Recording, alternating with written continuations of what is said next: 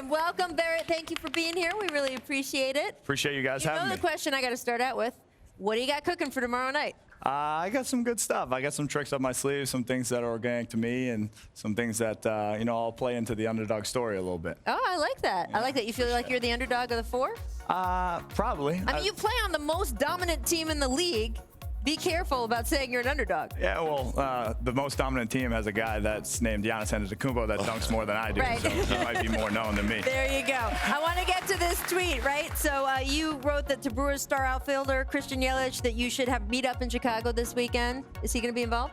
Yeah, he might be. All right. I want to make sure, like I said. I got a little bit out of you then. Yeah. You'll.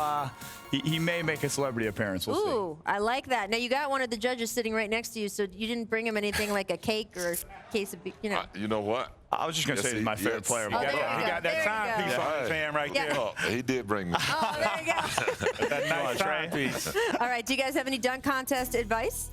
I'm going to say be wise as how you use props. Yep. I'm one of the judges, so I don't want you to, maybe jump out there and not make the first dunk while you use the prop. So. Got it. So listen, here's exactly. Don't be like this right here. Don't. Well, you know what I'm saying. I had a little flair, but don't do this right here though. What? This, too much stunts? We don't want you to do anything like this. No, don't be like this. And the airplane was. I've talked to John about this. Yeah, this was a bad decision. Please don't bring nothing out like this. A little prop is okay. Be creative. Yep. Complete your dunks. We don't want to see 5 to 10. And how many Birdman had? Or Nate Robinson, it was like 15 tries. No, you just got to be consistent. See, I thought your dunk contest advice, Tracy, was going to be don't get into a dunk contest if your cousin is also in the dunk contest with you. See, Rachel, why you had to bring that up? I'm just saying that would be good advice. Not to remember that slam dunk contest. I was forced and abused to get in that slam dunk contest. I don't want to report him. I'm not telling anybody, but I'm just saying. I watched that dunk contest. I watched that one.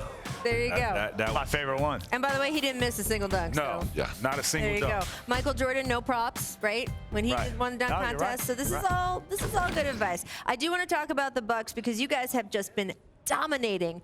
46-8. They have the 7th best record at the All-Star break, I think of all time, right, in NBA history? Ever.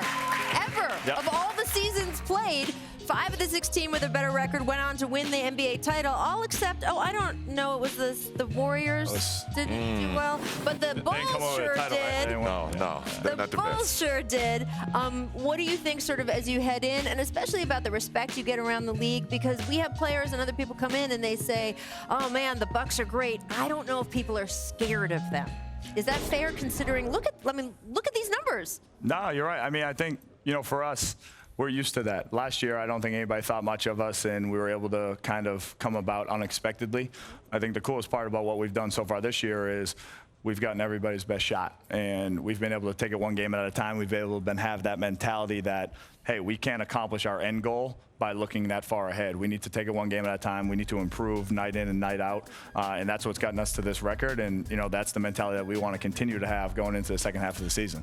As a player, and I'm answering the question that you just asked, and I'm looking at the Bucks team, and you said there's a lot of people looking at them and they're not scared of them. And for me I'm going to answer that question, and this is just my opinion. I think it's because you have Giannis, who's an MVP type player, and I think he'll win it again this year. But if your best player is not a knockdown shooter and he's just a driver, if he consistently can't knock down mid-range shots from the three-point line, there's really nothing to be scared of. You understand? Because in the playoffs, defenses tighten up, pressure tightens, and your best player is going to have to knock down these shots. And we have yet to see Giannis knock down open shots or take over a game from the perimeter instead of just trying to drive the ball to the basket. If you look at greats, KD, Kawhi, Kobe, I mean, these guys are knockdown shooters, and Giannis have, yet to show us that he's that type his of threes player. are obviously improving, but he knows, he hears this. What is sort of the conversation between you guys when those kinds of comments come through? With Giannis, too, as I know he's working on it. Honestly, we embrace it. I mean, I'm pretty sure last year, a player that I grew up idolizing said that it was over for us after game 1 of the Eastern Conference semifinals with the Celtics. So I think Giannis is definitely improving. I think he's definitely improving his shooting, but I think it's the supporting cast. I don't think people have given enough credit to the supporting cast that, you know, John Horst and Coach Bud has really put around Giannis. And at the end of the day, if you got to worry about guys around him shooting, it opens up lanes for him. So if he's able to do what he's most comfortable doing, I think it's going to work out, and I think it's something that obviously no one's going to believe it until you actually do it. So you got to make sure you prove it. You still love Paul Pierce, though, right? Of course. I'm still a big fan of that. I like Scottie better, though. I think yeah, especially tomorrow. He's going to be your favorite player. Pat, thank you so much for joining us. I really appreciate it. Thanks so much for watching ESPN on YouTube. For more sports analysis and highlights, download the ESPN app. And for live streaming and premium content, subscribe to ESPN+.